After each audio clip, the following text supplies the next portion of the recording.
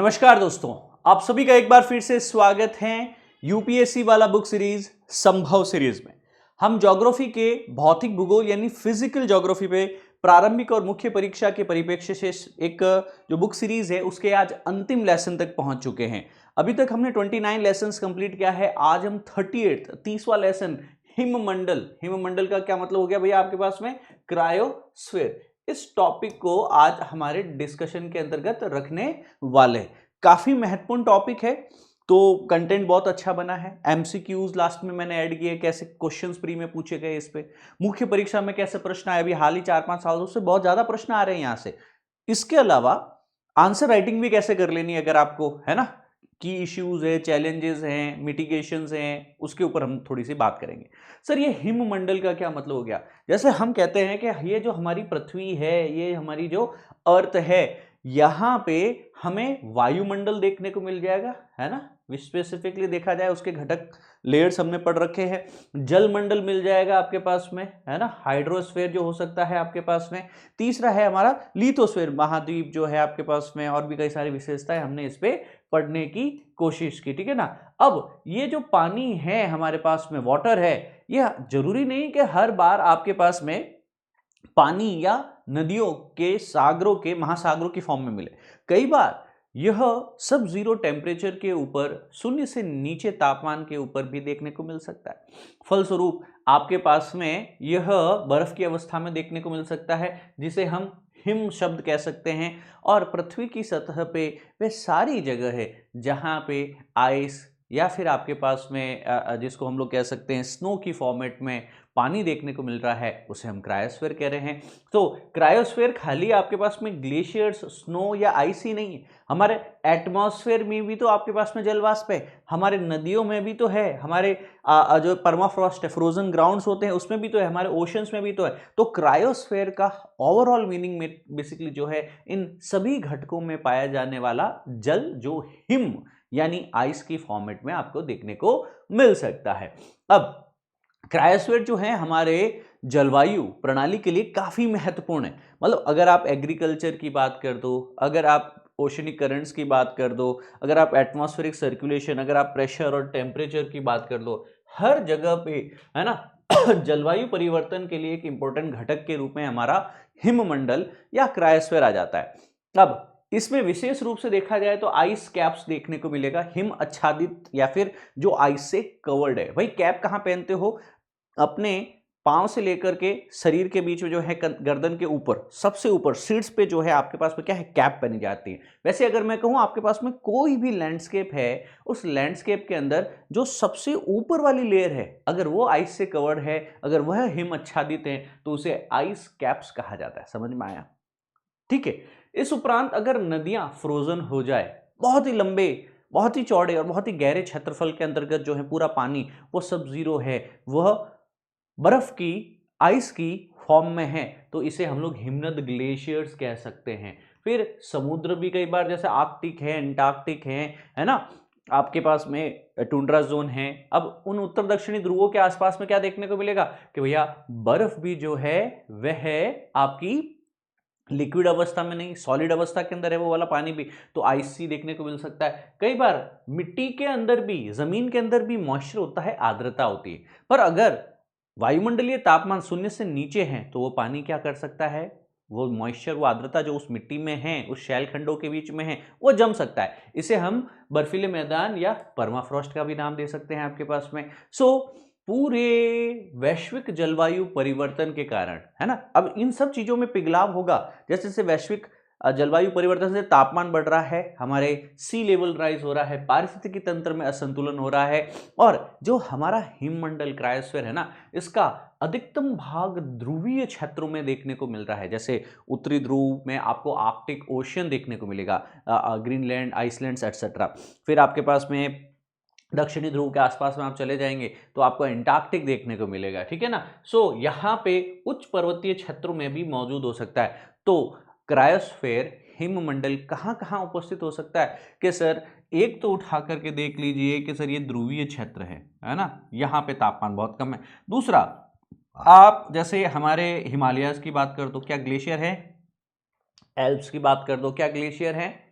तो महाद्वीपों पे भी एक ऊंचाई के बाद में तापमान जो है वो क्या हो जाता है, कम हो जाता है पर्वतों के ऊपर। और उन ऊंचे पर्वतीय क्षेत्रों में, एल्पाइन क्षेत्रों में भी क्या है हमारे पास में, हिममंडल यानी क्रायोस्फेयर प्रेजेंट होगा, ग्लेशियर प्रेजेंट हो सकता है।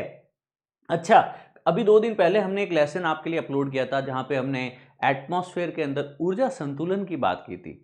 तो जब यहां पे सूर्य की सौर विकिरणें इस आइस शीट या स्नो पे गिरती है, ग्लेशियर्स पे गिरती हैं, तो ये इसको वापस क्या कर देती है, सौर विकिरणों को रिफ्लेक्ट बैक कर देती हैं। यस और नो? 90% तक जो है वापस विकिरणों को परावर्तित कर दिया जाता है। तो इसका एक एल्बिडो इफेक्ट भी जो है वो महत्वपूर्ण होता है, टेम्परेचर को न्यून करने के लिए यह यूजफुल हो सकता है। और तो और इसमें अगर परिवर्तन होता है तो महासागरीय धाराओं और वायुमंडलीय परिस्थितियों में प्रभाव देखने को मिल सकता है। जैसे कि हिममंडल है, ध्रुवों के आसपास की बर्फ की बात की जा रही है दोस्तों आपके पास में, वहां पे तापमान क्या है सर, बहुत कम, शून्य से भी नीचे है। प्रेशर कैसा होगा sir, lower the temperature higher the pressure, high pressure यानी उच्च दाब परिस्थितियां होगी। अगर यहाँ पे धीरे धीरे परिवर्तन हो जाए, तापमान बढ़ने लग जाए, है ना, तो क्या होगा, प्रेशर भी यहाँ पे चेंज होने लग जाएगा। फलस्वरूप यहाँ पे महासागरीय धाराएं हैं, वायुमंडलीय परिस्थितियां भी बदल सकती हैं। तो अब हम ग्लेशियर्स, आइसिड, परमाफ्रॉस्ट, है ना, स्नो कवर, इन सब चीजों को जानकारी में लेने की कोशिश कर रहे हैं। और सबसे इंपॉर्टेंट चीज क्या है कि हमारे जल संसाधनों में इनका बहुत ही इंपॉर्टेंट महत्व है। ऊपर से ये लगातार पिघल रहे हैं तो भविष्य में क्या हो सकता है, संसाधनों की कमी, जल संसाधन के संकट पैदा हो सकते हैं। अब हिममंडल जो है आपके पास में, वह जलवायु परिवर्तन के कारण तेजी से कम होता जा रहा है। इकोसिस्टम पे नकारात्मक प्रभाव हो सकते हैं और बर्फ पिघल करके समुद्र का जलस्तर बढ़ा सकती हैं। क्लाइमेट और वेदर पैटर्न चेंज हो सकते हैं। फलस्वरूप जो जैव विविधता है, फ्लोरा है, फौना है, इस पे नकारात्मक प्रभाव पड़ सकता है। तो यह ओवरऑल एक पृष्ठभूमि हो चुकी है आपके लिए। इससे आगे मैं आपको एक क्रायोस्फेयर के लिए डायग्राम थोड़ा दिखाना चाहूंगा। आप फोकस करिएगा दोस्तों, ये है आपके पास में ग्लेशियर्स के बारे में जानकारी दी हुई है। ये स्नो कवर है, ये ग्लेशियर्स की पिघली हुई जो है आपके पास में यहाँ पे लेक है या रिवर आइस इसको कह सकते हैं। ये समुद्री भाग है, समुद्र में अगर ऊपर वाली लेयर जो है वो जम चुकी है तो सी आइस हो गया। यहाँ पे बड़े बड़े टुकड़े होंगे, उनका छोटा सा भाग ऊपर होगा, अधिकतम भाग जो है पानी में डूबा हुआ, इसे आइसबर्ग्स कहेंगे। बड़े बड़े टुकड़े जो फ्लोट हो रहे हैं इसे आइस शेल्फ कहेंगे। आइस शेल्फ इनके आइस शीट से जुड़ा हो सकता है, ठीक है ना। सो यहाँ पे सी आइस आपको देखने को मिल जाएगी, आइस शीट्स देखने को मिल जाएगी ग्रीनलैंड में, आर्कटिक और एंटार्क्टिक दोनों जगह पे। तो क्रायोस्फीयर में जो है आइस कैप्स, आइस रिवर के अंदर है आपके पास में, है ना, आइस सी है, महासागरीय हिम है, हिमखंड जिनको हम आपके पास में क्या नाम दिए थे अभी आपके पास में, आइसबर्ग यानी हिमखंड हो गया, तो हिम शेल्फ है, इत्यादि इत्यादि ये देखने को मिल सकता है। अब सबसे पहला कंपोनेंट समझते हैं। पहला कंपोनेंट क्या है दोस्तों, आइस शीट या आइस कैप्स। अब देखिए, कोई भी एरिया जो हिम आच्छादित है, विशाल बर्फ की चादरों से ढका हुआ है आपके पास में, चाहे वह पर्वतीय क्षेत्र हो, चाहे वह महाद्वीपीय क्षेत्र हो, ठीक है ना, उनको हम लोग क्या कहते हैं, आइस कैप्स कहते हैं। जैसे कि एंटार्क्टिका है जो है आपके पास में, दक्षिणी ध्रुव पे चले जाओ, यहाँ पे क्या है आपके पास में, एक पूरा का पूरा यह एंटार्क्टिका देखने को मिल जाएगा। ग्रीनलैंड उत्तर के अंदर आपके पास में, कनाडा के पास में, अमेरिका जिसको कह रहा था ना कि भैया हमें लौटा दिया जाए, या सॉरी हमें दे दिया जाए, है ना, इसका अभी तो डेनमार्क के पास में है, किसके पास में, डेनमार्क के पास में, पर अमेरिका बहुत ही जल्दी हो सकता है इसका जो है मांग कर सकता है कि भैया ये जो है एरिया डेनमार्क हमें दे दिया जाए। अब ये दोनों ही क्या है आपके पास में, एंटार्क्टिका आइस शीट है और ग्रीनलैंड भी आइस शीट है। एंटार्क्टिका दक्षिणी ध्रुव पे है और ग्रीनलैंड जो है वो आर्कटिक सर्कल पे देखने को मिलेगा, उत्तरी गोलार्ध में। अब पृथ्वी के मीठे जल का 70% भंडारण जो है वो इन क्षेत्रों में आपको आइस कैप्स और आइस शीट्स में देखने को मिलेगा। ग्रीनलैंड और एंटार्क्टिका बर्फ की चादरें यहाँ पे होगी आपके पास में, अगर ये पिघलेगी तो समुद्र का जल स्तर बढ़ सकता है। याद रखना, अत्यधिक ठंडे तापमान वाले क्षेत्र में लाखों वर्षों तक से ये जो है आपके ग्रीनलैंड और एंटार्क्टिका की आइस शीट्स बनी हुई है। अब जैसे जैसे जलवायु परिवर्तन हो रहा है तो ये पिघल रही है, तो अगर पिघलेगी तो हमारे आसपास का समुद्र का जलस्तर बढ़ेगा, हमारे कॉन्टिनेंट्स का तटीय क्षेत्र, बॉर्डर वाला जो कोस्ट वाला एरिया है, वहाँ पे जलस्तर बढ़ने से संकट हो सकता है, क्योंकि वो जलमग्न हो जाएगा इन वे। अब हमने बात करनी है दक्षिणी ध्रुव की। अगर हम इन एंटार्क्टिक की बर्फ की चादरों या आइस शीट्स की अगर हम बात करते हैं कि ये लगभग 14 मिलियन स्क्वायर किलोमीटर एरिया में फैली हुई है। ग्रीनलैंड की अगर बात करूं आपके पास में, तो यह बर्फ की चादर समुद्र स्तर में लगभग 7 मीटर तक की वृद्धि कर सकती है। तो सोचिए, ग्रीनलैंड अकेले की अगर बर्फ पिघल जाए ना, तो वो पूरे वैश्विक समुद्र के अंदर 7 मीटर तक की वृद्धि कर सकता है, अगर ये पूरी तरह पिघल जाए तो भाई सोचिए, अगर ये तापमान, अगर ये क्लाइमेट चेंज लगातार इसी तरह होता रहा तो सर ये तो बड़ी डेंजरस सी सिचुएशन हो जाएगी हम लोगों के लिए, इजंट इट? तो इसीलिए ही तो हम लोग यहाँ पे बात कर रहे हैं।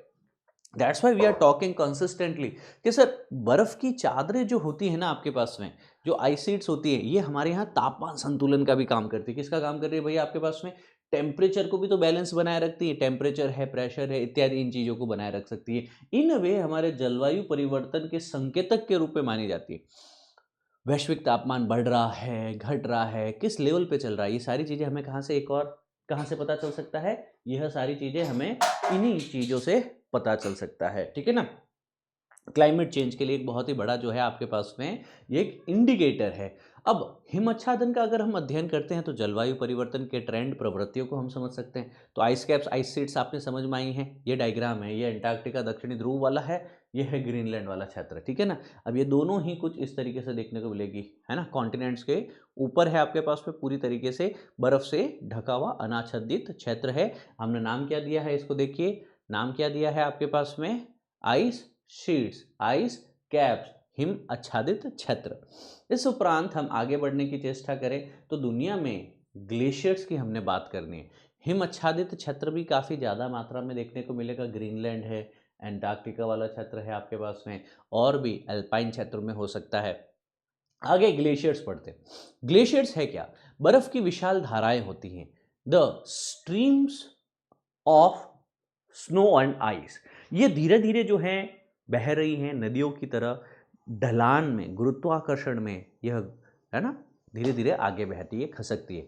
अब या तो ये पर्वतीय क्षेत्रों में हो सकती है, जैसे कि आपके पास में हिमालय के अंदर, या फिर आपके पास में इसके अलावा आपके कॉन्टिनेंटल ग्लेशियर्स के अलावा एल्पाइन ग्लेशियर्स भी हो सकते हैं, कॉन्टिनेंटल भी हो सकते हैं। कॉन्टिनेंटल ग्लेशियर्स का एक एग्जाम्पल बताओ मेरे को कोई, जैसे एंटार्क्टिक है, जैसे आर्कटिक है। एल्पाइन ग्लेशियर का एग्जाम्पल हिमालयाज में, एल्प्स में, रॉकीज में, है ना? यहाँ पे जो पर्वतीय क्षेत्रों में पाया जाए वो है एल्पाइन ग्लेशियर। जो पूरे बड़े भूभाग में पाए जाते हैं, जैसे कि पूरा एंटार्क्टिका ढक डाला है, ये है आपका आपका महाद्वीपीय कॉन्टिनेंटल ग्लेशियर्स। भारत में भी गंगोत्री है, सियाचिन है, खुब्बू है, बियाफो है, पाकिस्तान वगैरह में ये प्रमुख ग्लेशियर्स हैं आपके पास में। अब याद ये रखना कि जलवायु परिवर्तन के लिए बहुत सेंसिटिव होते हैं। एक तो इन्हीं नदियों, इन्हीं ग्लेशियर्स से ही लगातार जो है हमारी पेरिनियल यानी बारहमासी नदियों का जल संसाधन मिलता है। अब सोचिए, गंगा हो, ब्रह्मपुत्र हो, चाहे हो हमारी सिंधु नदी, चाहे हो यमुना नदी, इन सबको जल कहाँ से मिल रहा है? इन्हीं हिमनदों से, इन्हीं ग्लेशियर से ही तो मिल रहा है। सो अब गंगा, यमुना, ब्रह्मपुत्र जैसी नदियों का एक जल स्रोत भी तो है। और तो और अगर ग्लेशियर्स पिघलना शुरू हो जाएंगे ना, तो इनका पानी धीरे धीरे जो है तटीय क्षेत्र में बाढ़ ला सकता है। जल संकट जैसी समस्याएं पैदा हो जाएगी आपके पास में। ग्लेशियर्स पिघलेंगे, समुद्री जल स्तर बढ़ जाएगा, समुद्री जल स्तर बढ़ जाएगा, तटीय क्षेत्र डूब जाएंगे। और तो और वैश्विक तापमान वृद्धि के कारण अब ये धीरे धीरे पिघलना भी शुरू कर दिए हैं, इनमें मेल्टिंग भी शुरू हो चुकी है। यहाँ पे इनके संरक्षण के लिए, जैसे हिमनदों के संरक्षण के लिए सतत जल प्रबंधन, हम कहते हैं कि सर हमें एक सस्टेनेबल सॉल्यूशन जो है वह ढूंढ लेना चाहिए। क्योंकि पिघलाव जो अगर होगा, जैसे अगर ग्लेशियर्स पिघलते जाएंगे, टेम्परेचर चेंज होगा, टेम्परेचर चेंज होगा, प्रेशर चेंज होगा, प्रेशर चेंज होगा, तो हमारी ओशियन जो स्ट्रीम्स हैं, समुद्री जो जलधाराएं हैं, उनमें भी प्रभाव हो सकता है और वैश्विक जलवायु प्रणाली से प्रभावित हो सकती है। तो overall weather, oceanic streams, coastal areas, water sources, rivers और उनके बेसिन एरिया, इकोसिस्टम, एग्रीकल्चर, ये सब प्रभावित हो सकता है। इसीलिए हम लगातार इन ग्लेशियर्स में चेंजेस को ट्रैक करते हैं सैटेलाइट इमेजिंग के माध्यम से, है ना? उपग्रहों के माध्यम से हम जलवायु मॉडलिंग के माध्यम से इन्हें अध्ययन करते हैं कि ग्लेशियर की मोटाई कितनी थी, अब कितना पतला हो गया है, कितने विस्तृत एरिया में फैला हुआ था, अब कितना कम हो चुका है ना? ताकि हम इससे कुछ ना कुछ पता लगा पाए, क्लाइमेट मॉडलिंग बता पाए कि भाई इससे क्या प्रभाव पड़ रहा है, ये बेहतर की तरफ है, अच्छे के लिए है या नहीं है। समझ पा रहे हैं आप मेरी बात? तो ये रहे ग्लेशियर्स। एक है एल्पाइन ग्लेशियर जो कि पर्वतों के बीच में देखने को मिल जाएगा, और गुरुत्वाकर्षण क्योंकि ढलान में नीचे की तरफ ये बहते जाते हैं, घर्षण भी करते हैं, वेदरिंग के एजेंट भी हमने पहले भी पढ़ा था। कॉन्टिनेंटल ग्लेशियर्स की अगर हम बात करें, पूरे के पूरे वृहद भाग को पूरा देखिए, जैसे देखिए पूरे वृहद भाग को ये ढके हुए हैं, कॉन्टिनेंटल ग्लेशियर्स कहलाएगा, ठीक है ना। बस ये बेसिक सी चीज़ थी। अब सी आइस की बात करते हैं कि हमारे समुद्री बर्फ जो है वो महासागरों की सतह पर जमने वाली बर्फ होती है। अब जब महासागरों की सतह पे भी अगर बर्फ जम जाए, क्योंकि तापमान बहुत ही कम है, तो अगर आप आर्कटिक और एंटार्क्टिक क्षेत्र में हैं तो इस क्षेत्र विशेष में क्या हो सकता है आपके पास में कि सर तापमान इतना कम जा चुका है कि सर ओशियंस के नीचे की ऊपर की सतह की बर्फ है वो जम चुकी है। अब ये जमने के कारण क्या है, एक एनर्जी, टेम्परेचर, ऊर्जा संतुलन में मदद मिलता है। हमारी जो समुद्री हिम है वो सूर्य की किरणों को परावर्तित करती है, एल्बिडो होता है, तो इसके कारण ही तो हमारा टेम्परेचर बैलेंस रहता है। अदरवाइज ओशन जो होते हैं ना, अगर पानी के रूप में रहे तो ये सूर्य की किरणों को अवशोषित करके गर्म हो जाते हैं। पर अगर इसके ऊपर हमने कहा कि आइस रहेगा, समुद्री हिम रहेगा, सी आइस रहेगा, तो सर ये सूर्य की विकिरणें परावर्तित कर देगा, ये कम ठंडा होगा, आपके पास में टेम्परेचर को मेंटेन करके रखेगा। अब जैसे जैसे यह पिघल रहे हैं, समुद्र के तापमान वृद्धि होती है और जलवायु परिवर्तन तेज हो जाता है।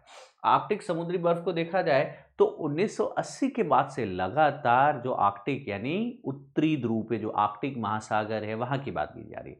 तो आर्कटिक क्या है, ओशन है सब आपके पास में, और उस ओशन को पूरा किससे भरा हुआ है आपके पास में, बर्फ जमी हुई उसके सतह के ऊपर। तो 1979 के बाद में लगातार ये आर्कटिक सी आइस कम होती जा रही है। अब समुद्री बर्फ के घटने से समुद्री पारिस्थितिकी तंत्र प्रभावित हो रहा है लगातार। स्तनधारी जैसे कि ध्रुवीय भालू, सील, पेंगुइन, इनका तो आवास यही होता है ना, देखा होगा आपने कभी भी फोटोग्राफ, तो भाई ये तो बर्फ के ऊपर ही रहते हैं, वहीं प्रजनन है, वहीं आवास है, वही जन्म है, वही मृत्यु है ना। अब सोचिए इनका पारितंत्र ही पूरा प्रभावित हो रहा है क्योंकि यह लगातार कम हो रही है समुद्री बर्फ, सी आइस। और समुद्री बर्फ के संरक्षण के लिए हमें ग्रीन हाउस उत्सर्जन में कमी की आवश्यकता है। क्या इसी के लिए हमने CO2, मीथेन इत्यादि को रोकने के लिए ऑलरेडी कदम उठाए हैं? याद करो IPCC, inter governmental panel on the climate change, United nation framework convention on climate change की बातचीत की जाती है कि सर प्री इंडस्ट्रियल लेवल से इस शताब्दी के अंत तक हम net 2 degree Celsius temperature increase को अलाउ करेंगे, उससे ज़्यादा नहीं होना चाहिए। हम CO2 इमिशंस को रोकने, कार्बन क्रेडिट की बात करते हैं, और ग्रीन फाइनेंसिंग की भी हमने इसमें ही बात करनी है।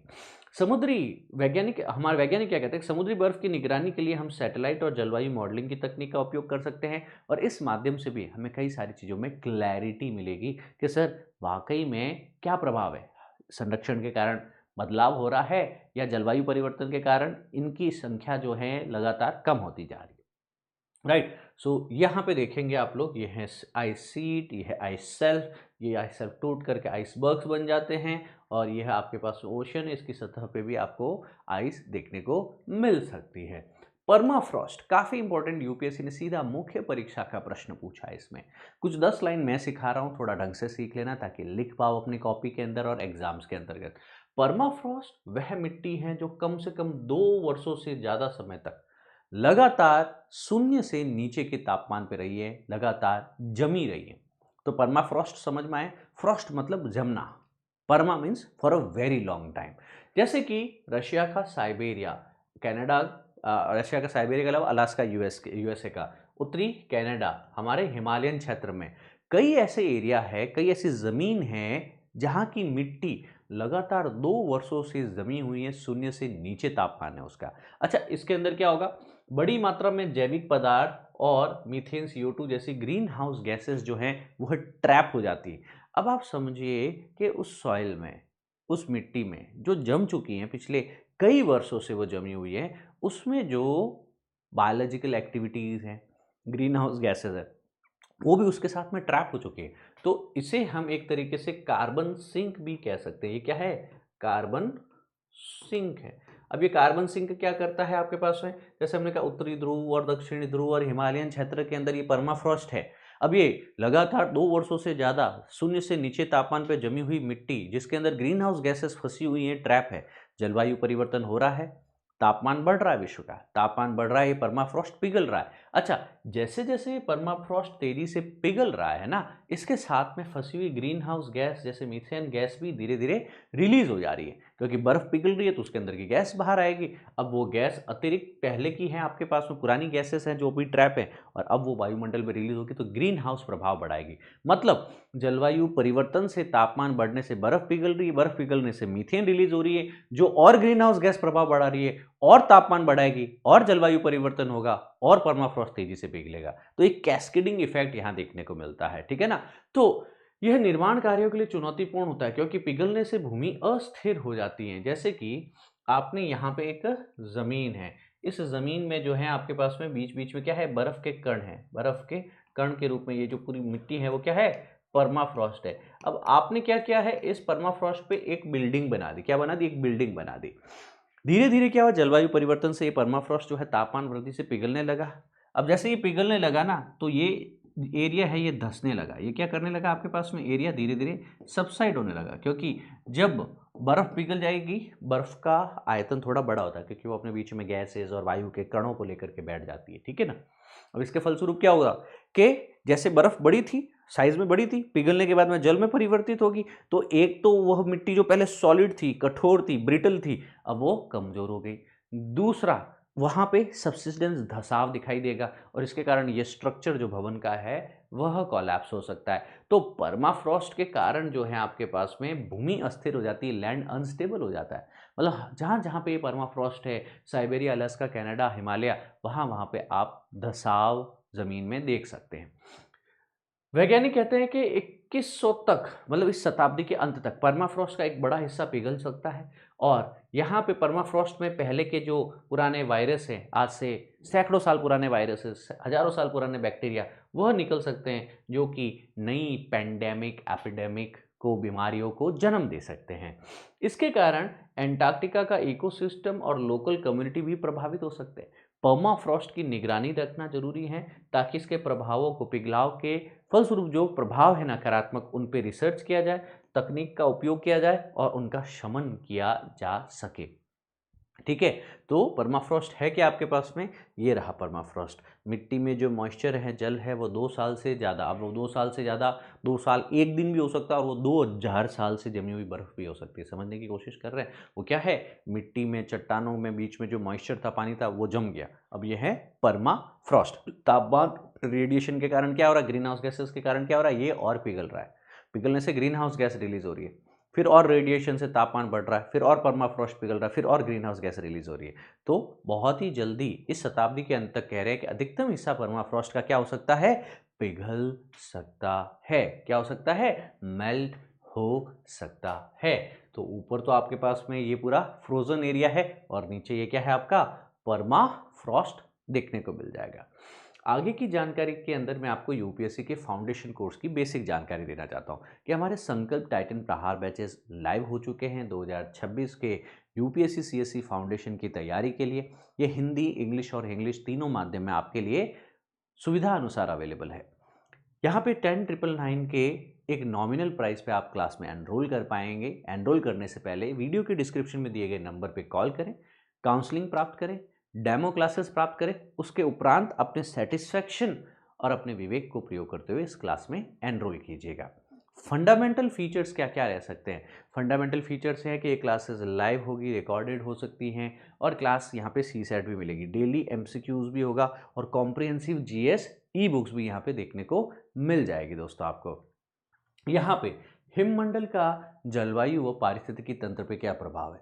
अब देखिए, क्रायोस्फीयर अगर आपने समझ लिया ना, अब इसका दूसरा भाग आ जाता है। Now there is a second part at play. Second part क्या है कि सर, हमने समझ लिया कि सर आइस शीट्स है, ग्लेशियर्स है, सी आइस है ना, ये सब हमने समझा। पर ये हिममंडल जो है, जलवायु जो है आपके पास में, इसको, पारिस्थितिकी तंत्र को कैसे प्रभावित करता है। सबसे पहली चीज तो कहा कि सर ये बर्फ है, और बर्फ क्या करती है, यहाँ पे उच्च परावर्तन क्षमता होती है, इसका एल्बिडो जो है उसके कारण क्या होता है, सूर्य की विकिरणों को वापस अंतरिक्ष में भेज देती है, तापमान नियंत्रित रहता है सर। दूसरा, विश्व के अंदर जो हिममंडल जहां जहां है, वहां वहां वैश्विक ताप संतुलन के लिए यूज आता है। इक्वेटर पे ज्यादा टेम्परेचर है, तो ध्रुवों पे ये हिममंडल क्या करता है, पृथ्वी के तापमान को स्थिर बनाए रखता है, ताकि यहाँ पे एक वायुमंडलीय परिसंचरण भी हो सके और हीट का एक्सचेंज भी हो सके, है ना। तो हिममंडल का एग्जिस्ट करना जरूरी है, यस और नो। फिर यह परमाफ्रॉस्ट के रूप में जैविक पदार्थों के रूप और गैसेस को कहीं न कहीं मीथेन वगैरह को क्या रखता है अपने अंदर, जमाव में कार्बन सिंक के रूप में रखता है। तो ये कार्बन को स्टोर भी करके रख सकता है, ग्रीन हाउस गैसेस को ट्रैप रखता है। अब ये पर्यावरण के परिवर्तन का भी, जलवायु परिवर्तन का भी संकेतक है कि सर बर्फीले क्षेत्र या ग्लेशियर लगातार पिघलने लगे, तो ये जलवायु परिवर्तन का एक महत्वपूर्ण संकेत है, जो कि अब हो भी रहा है। अब एटमॉस्फेयर में जो वायु प्रवाहित होती है, एटमॉस्फेरिक सर्कुलेशन, जो वायुमंडलीय परिसंचरण, इस क्रायोस्फेयर के पैटर्न को प्रभावित करता है ना, जिससे मानसून चक्रवातों की तीव्रता भी निर्धारित हो सकती है ना। Easterlies, westerlies, trade wind, pressure belts, ITCZ, है ना, इन सभी चीज़ों को लगातार यह प्रभावित करता है। महासागरीय जलधाराएं जो है, अगर ये हिमखंड पिघलेंगे, महासागरों की जलधाराएं इसे बदल सकती हैं, उनकी स्पीड, उनका टेम्परेचर, उनका प्रेशर। अब फलस्वरूप आसपास जो भी उनका प्रभाव होता है उसमें भी बदलाव होगा, पारिस्थितिकी तंत्र पे नकारात्मक सकारात्मक कुछ प्रभाव हो सकता है। तो अगर क्रायोस्फीयर में चेंज हुआ, तो आप चाहे लैंड पे हैं, चाहे ओशियन पे हैं, चाहे इस तटीय क्षेत्र में बैठे हैं, हर एरिया में आपको प्रभाव दुष्प्रभाव देखने को मिलेंगे। अब यहाँ पे पारिस्थितिकी तंत्र के अंदर जलवायु नियमन की भी एक भूमिका होती है कि सर एल्बिडो के कारण, है ना, समुद्री स्तर के ऊपर भी प्रभाव होता है कि सर आपके पास में ग्रीनलैंड की बर्फ पिघल जाए तो समुद्री स्तर 7 मीटर तक बढ़ सकता है। आप सोचिए 7 मीटर बढ़ गया ना, तो आधा महाराष्ट्र, तमिलनाडु, है ना, अपना बांग्लादेश और पश्चिम बंगाल ये सब डूब जाएगा। जल संसाधन पे प्रभाव, भारत, पाकिस्तान, चीन जैसे देश तो इन ग्लेशियर्स के कारण लड़ाई ऑलरेडी हो सकती है। चीन तो क्या बना के बैठा है, बड़े बड़े ग्रेविटी डैम बना के बैठा है, पानी जाने ही नहीं दूंगा आगे में। और ग्लेशियर्स धीरे धीरे मेल्ट होते गए, तो हो सकता है भविष्य के अंदर ये गंगा में पानी नहीं आए, तो शायद अगले कुंभ को हमको वर्चुअली करना होगा दैनिक भास्कर ऐप के ऊपर। तो गंगा, ब्रह्मपुत्र, सिंधु जैसी नदियों में जल प्रवाह प्रभावित होगा। ऑब्वियसली नदियाँ, उनके कैचमेंट एरिया, उनके आसपास के जैव विविधता की भी प्रभावी होगी। जैसे कि ध्रुवीय क्षेत्र में पोलार बेयर, पेंगुइन, सील, इनके जो है हमने कहा आवास, हैबिटेट ही डिस्ट्रॉय हो जाएंगे, तो जीवों का अस्तित्व संकट में आ जाएगा भैया। अब कहाँ कहाँ पे है यह क्रायोस्फीयर? एक तो ध्रुवीय क्षेत्रों में आर्कटिक जो कि महासागर है, एंटार्क्टिक जो कि महाद्वीप है, यहाँ सबसे बड़े हिममंडलीय क्षेत्र हैं, क्रायोस्फीयर हैं। यहाँ पे आइस सीड्स, आइस कैप्स बहुत ज़्यादा मात्रा में होती है। फिर होती है कॉन्टिनेंटल आइस सीड्स, कि जैसे आप देखेंगे एंटार्क्टिका एक कॉन्टिनेंट है, पूरा ढका हुआ है बर्फ से। ग्रीनलैंड जो है आपके पास में द्वीप स्ट्रक्चर देखने को मिलता है उत्तरी अमेरिका के उत्तर पूर्व में, पूरा जो है ये भी बर्फ की चादरों से ढका हुआ है। दुनिया में जो हैं लगभग 2 लाख ग्लेशियर्स है। कितने? दुनिया में 2 लाख ग्लेशियर्स हैं, जो बड़ी बड़ी ऊंची पर्वत, old fold, young fold mountains पे देखने को मिलते हैं। Himalayas, Andes, Alps, Rockies. Himalayas हमारे भारत में, एंडीज देखेंगे आपके पास दक्षिण अमेरिका, एल्प्स देखेंगे आप यूएस, यूरोप, और रॉकीज है आपके यूएसए के अंतर्गत। तो इन पर्वतीय क्षेत्रों में एक ऊंचाई से ऊपर तापमान इतना कम हो जाता है कि वहाँ पे जो बर्फबारी है आपके, मतलब रेनफॉल, प्रेसिपिटेशन है, वो स्नो की फॉर्मेट में होता है, वहाँ ग्लेशियर्स पाए जाएंगे। फिर है समुद्र बर्फ, सी आइस। एंटार्क्टिक महासागर के और आर्कटिक क्षेत्र के आसपास में समुद्री बर्फ की भी चादरें, सी आइस की भी सीट्स देखने को मिलती हैं। और मैदानी क्षेत्र में परमाफ्रॉस्ट है, साइबेरिया, कनाडा, अलास्का, तिब्बत वाले ऊंचे क्षेत्रों में परमाफ्रॉस्ट है। हिम आच्छादित झीलें भी हैं आपके पास में, उत्तरी अमेरिका, रूस, स्कैंडिनेविया, तिब्बतन पठार में झीलें भी हैं, यानी आपकी ग्लेशियल लेक्स और ग्लेशियल रिवर देखने को मिल जाएगी। आइस सेल्फ भी है, समुद्र में तैरती बर्फ की छादें, Ross ice shelf, Larsen ice shelf, बहुत ही बड़े बड़े, मतलब सोचिए 10-10, 20-20 किलोमीटर लंबा लंबा आइस का सेल्फ तैर रहा है समुद्र के अंदर, है ना, आर्कटिक और एंटार्क्टिक क्षेत्र में। इसे आइस सेल्फ्स कहा जाता है, सेल्फ्स, ठीक है। आप देखेंगे व्हाइट वाला कलर क्या है भैया आपके पास में? स्नो है, स्नो है, क्या है? स्नो है, ठीक है ना। येलो वाला कलर क्या है आपके पास में? ये पूरा आइस है, ये क्या है? ये आइस है, ठीक है ना। अब यहाँ पे देखेंगे आइस और स्नो में फर्क क्या होता है। देखिए दोनों ही हैं वाटर वेपर, जैसे एटमॉस्फेयर में फ्रीज होकर के आइस क्रिस्टल्स बन जाती हैं डस्ट पार्टिकल्स के चारों तरफ, तो स्नो फ्लैक धीरे धीरे ग्रो होने लगता है आपके पास में, ठीक है ना, absorbing more water vapour from the air. Ice क्या होगा भैया? वाटर फ्रीज कर जाता है किसी भी लेक, रोड या रेफ्रिजरेटर की सरफेस के अंदर, तो यहाँ पे फ्रॉस्ट फॉर्म हो सकता है सॉलिड स्ट्रक्चर के अंतर्गत। तो स्नो जो है वो थोड़ा अलग है, आइस जो है वो थोड़ा अलग है।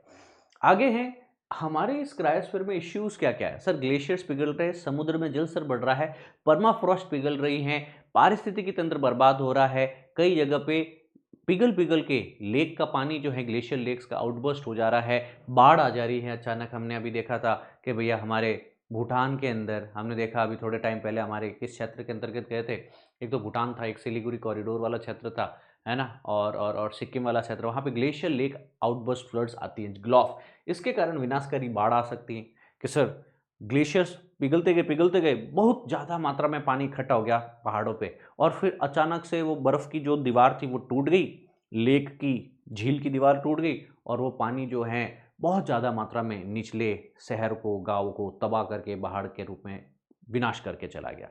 जल संसाधन नहीं होंगे, नौगमन यहाँ पे जो है उसमें परिवर्तन हो सकता है। जैसे अगर आइसबर्ग्स पिघले तो नए नौवहन मार्ग खुल सकते हैं कि सर जियोपॉलिटिकल चैलेंजेस होंगे, है ना? जैसे आर्कटिक है, अंटार्कटिक है, अगर ये पिघल गए, कल की तारीख में आप कहोगे भाई मैं घूम के जाऊँगा ही नहीं, मैं इसी एरिया को ही क्रॉस करके चला जाऊँगा, ऊपर से ही चला जाऊँगा, आर्कटिक से या अंटार्कटिक से दक्षिणी ध्रुव से चला जाऊँगा। सो यहाँ पे कई तरह की नेविगेशन की भी तो प्रॉब्लम हो सकती है दोस्तों। अब ये जो मेल्टिंग ऑफ ग्लेशियर है ना, ये क्यों हो रहा है कि सर लगातार ग्लोबल वार्मिंग के कारण, जो जलवायु परिवर्तन के कारण जो है हमारे यहाँ पे बर्फ पिघल रही है, ग्लेशियर्स पिघल रहे हैं, हिमनद पिघल रहे हैं, ग्लेशियर्स धीरे धीरे सिकुड़ रहे हैं। आपके पास 20वीं शताब्दी यानी पिछली शताब्दी के अंत के मध्य से ग्लेशियर्स के द्रव्यमान में तेजी से कमी आई है दोस्तों। हमारे भारत, नेपाल, भूटान के ग्लेशियर्स पिघल रहे हैं, गंगा, ब्रह्मपुत्र, सिंधु इन नदियों में जल की उपलब्धता कम हो सकती है। ग्रीनलैंड आर्कटिक के अंतर्गत अगर कहते हैं कि दुनिया के सबसे बड़े हिमनद भंडार है, अगर ये पिघले तो दुनिया भर में जो है ग्लेशियर्स जो हैं वो क्या हो जाएंगे, पिघलने के कारण क्या हो जाएगा, समुद्री जल स्तर बढ़ जाएगा, ग्लोफ इवेंट से बाढ़ का खतरा है, पेयजल की आपूर्ति नहीं हो पाएगी, कृषि सिंचाई तो फिर भूल ही जाइए आप, है ना। तो ग्लेशियर्स लगातार बहुत ही तीव्र गति से क्रायोस्फीयर जो है उसमें बदलाव आ रहा है, समुद्र का जल स्तर बढ़ रहा है, जल भराव हो रहा है, तटीय क्षेत्र में कटाव हो रहा है, खारा पानी अंदर आ जाएगा, इकोसिस्टम खराब हो जाएगा, थर्मल एक्सपेंशन होगा। ध्रुवीय बर्फ अगर पिघली, ग्लेशियर्स पिघले तो ये मान के चलो 7 मीटर ऊंचाई तक एरिया समुद्र के तट के आसपास में जलमग्न हो सकता है। ठीक है ना। आप देख रहे हैं कि समुद्र का जल स्तर तो बढ़ रहा है और परमाफ्रॉस्ट यहाँ पिघल रही है, तो ये वाला एरिया क्या कर रहा है, सबसाइड कर रहा है, तो लैंड तो सिंक कर रहा है और समुद्र क्या है, राइज कर रहा है। और इसके कारण क्या होगा, फिर क्या जमीन रहने लायक रह जाएगी, नहीं सर। यानी ऑलरेडी जो हम कहते हैं कि समुद्र जो है 80% एरिया है पृथ्वी का, महासागर जो है, ओशन जो है, दे ऑक्यूपाई ऑलमोस्ट 80% एरिया। अब ये एरिया भविष्य में बढ़ सकता है, 80 का 85 हो गया या 90 हो गया, तो बाकी देशों में क्या हो गया, लड़ाई होगी ज़मीनों के लिए, खाने के लिए, संसाधनों के लिए। समझ में आई बात आपको। चलो, अब यहाँ पे लगातार जलवायु परिवर्तन और परमाफ्रॉस्ट पिघल रही हैं। हमने ऑलरेडी बता दिया है आपके पास में कि सर इससे भूगर्भिक स्थिरता आ जाएगी, गैसेज रिलीज होगी, जलवायु परिवर्तन होगा, ग्रीन हाउस गैस हमारी एटमॉस्फेयर में बढ़ जाएगी। अब इसी कारण कई बार पुराने माइक्रोब्स भी हो सकते हैं कि सर गहराई में दबे हुए, जैसे आपके पास में पुराने माइक्रोब्स है, वायरसेस हैं, वो बाहर आ गए। तो पुरानी जो बीमारियां हैं, आज से हजारों, 2000 साल, 5000 साल पहले के वायरस है, जैसे एक छोटा वायरस आया सार्स-CoV-2, सार्स-CoV-1, है ना, भाई ने, कोविड ने पूरे दुनिया को 2 साल के लिए कमरों में बिठा दिया। अब सोचिए ऐसे कई हजारों लाखों और भी अनगिनत छुपे हुए, है ना, पृथ्वी की सतह के नीचे वायरस हो सकते हैं। अब भैया हो सकता है जैसे परमाफ्रॉस्ट पिघलेगी तो नए चैलेंजेस सामने आ जाएंगे। अब इसको हम देखें तो वनस्पति हैं, पारिस्थितिकी तंत्र, इनको भी एक नेगेटिव इम्पैक्ट होगा। सो ओवरऑल परमाफ्रॉस्ट जो है वो लगातार बढ़ रहा है। आप देख सकते हैं जितना रेड रेड रेड यहाँ पे बढ़ता जा रहा है, 2070 तक बताया जा रहा है कि परमाफ्रॉस्ट का चेंज जो है इतना भयंकर हो सकता है।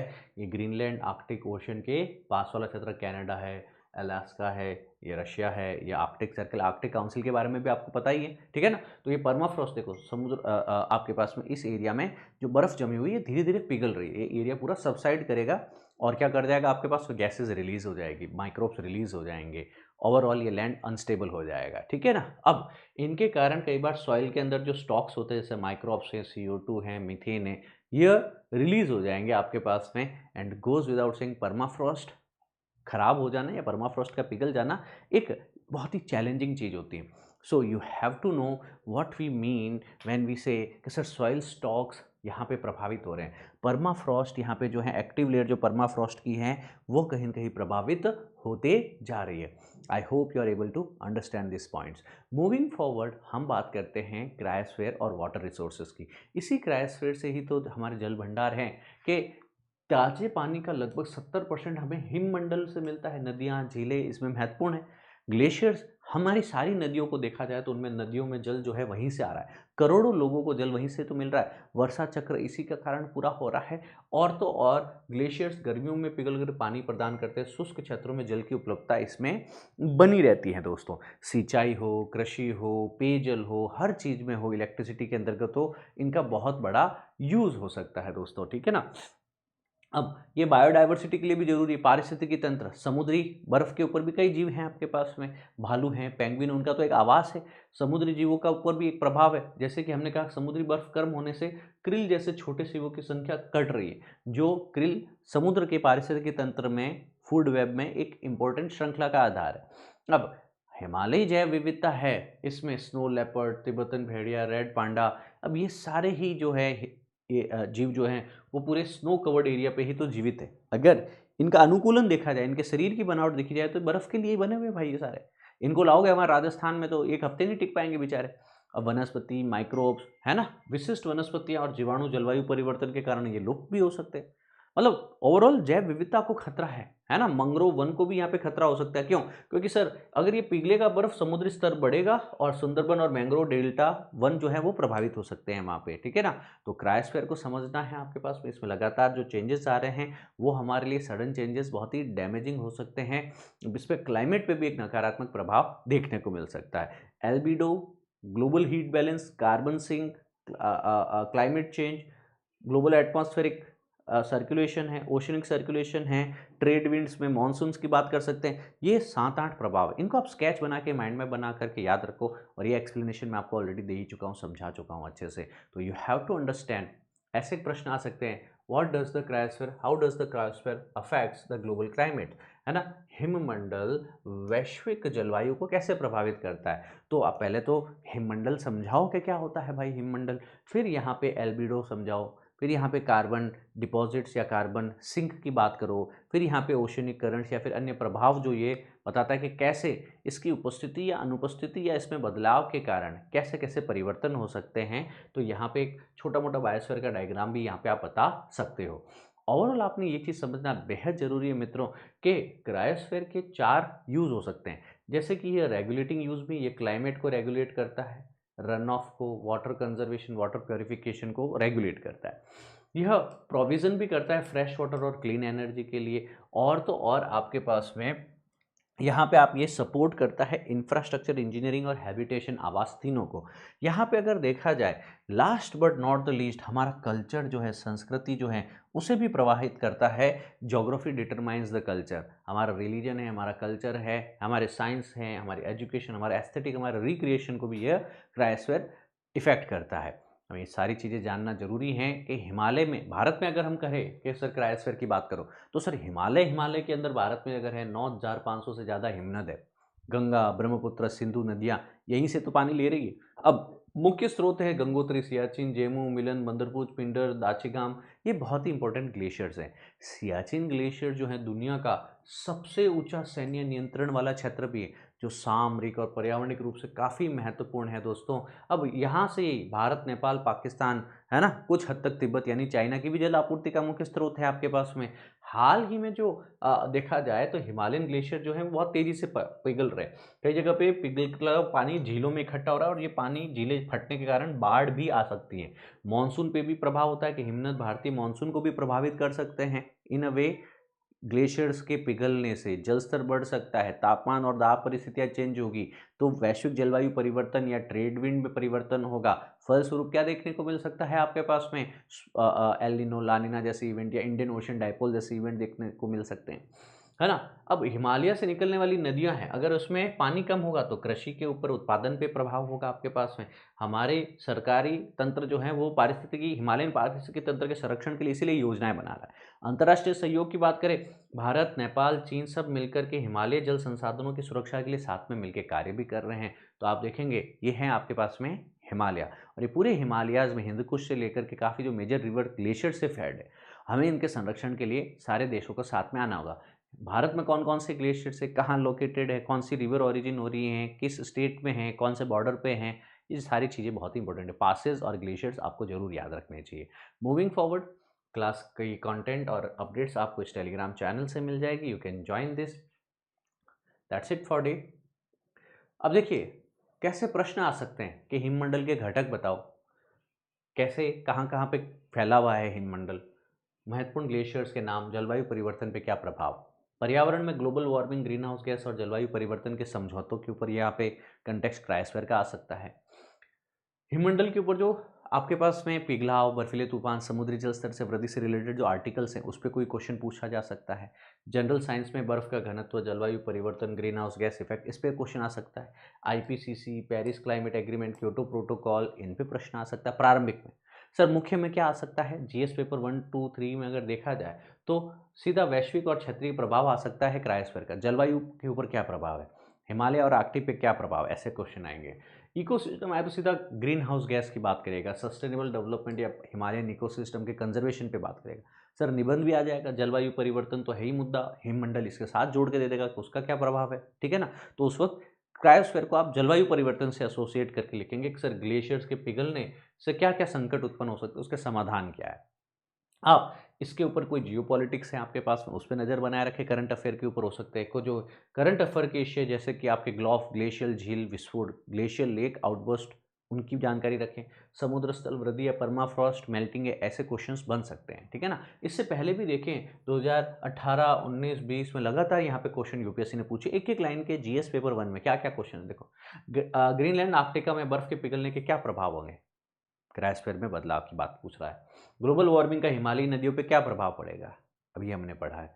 परमाफ्रॉस्ट क्या है और इसका जलवायु परिवर्तन से क्या संबंध है, अभी हमने डायग्राम के साथ पढ़ा है। तो बेटा ऐसे क्वेश्चंस की रणनीति क्या है वो मैंने यहाँ पे दे रखा है, इसको स्क्रीनशॉट लेकर के वापस पढ़ोगे ना तो सारे पॉइंट्स आपको याद होंगे। इंट्रोडक्शन से मेन बॉडी से निष्कर्ष कैसे लिखना है मैंने बताया यहाँ पे आपको, है ना। अब यहाँ पे सेकंड क्वेश्चन भी जो यहाँ पे 2250 शब्दों में लिखना है, इसका भी इंट्रोडक्शन क्या हो सकता है कि अगर ग्लेशियर पिघले तो क्या होगा, हिमालयन ग्लेशियर से पिघलने से क्या खतरा है, समाधान क्या हो सकता है। तो इसके मुख्य भाग में ये 3 बिंदु हो सकते हैं, कारण, प्रभाव और समाधान, और फिर एक अच्छा निष्कर्ष लिख सकते हैं। आज के लिए इतना ही रखते हैं। With this being said we are concluding the session. Thank you, जय हिंद, सर्वदा शक्तिशाली, God bless you all. Sambhav series का ये अंतिम लेसन था दोस्तों। 30 लेसन्स की फिजिकल ज्योग्राफी की संभव सीरीज, यूपीएससी वाला बुक सीरीज का यहाँ पे जो है आपके पास में हमने श्री गणेश किया था। 30 लेसन्स कंप्लीट हो चुके हैं। इसी के बाद में हम और भी नवाचार आपके लिए लाते रहेंगे। इसी चैनल पे सुबह 9 बजे डेली करंट अफेयर भी आता है, आप उसे भी जरूर फॉलो कीजिएगा। That will definitely help you enormously in your upcoming examination, B it the UPSC, चाहे हो पीएससी, चाहे हो प्रारंभिक या हो मुख्य परीक्षा। अंटिल देन थैंक यू, जय हिंद, सर्वदा शक्तिशाली, God bless you all. Video के डिस्क्रिप्शन में आप अपना जो जानकारी दे रखा है काउंसलिंग का वो प्राप्त कर सकते हैं। कमेंट करके आप अपने डाउट्स और अपना फीडबैक भी हम तक दे सकते हैं। जय हिंद दोस्तों।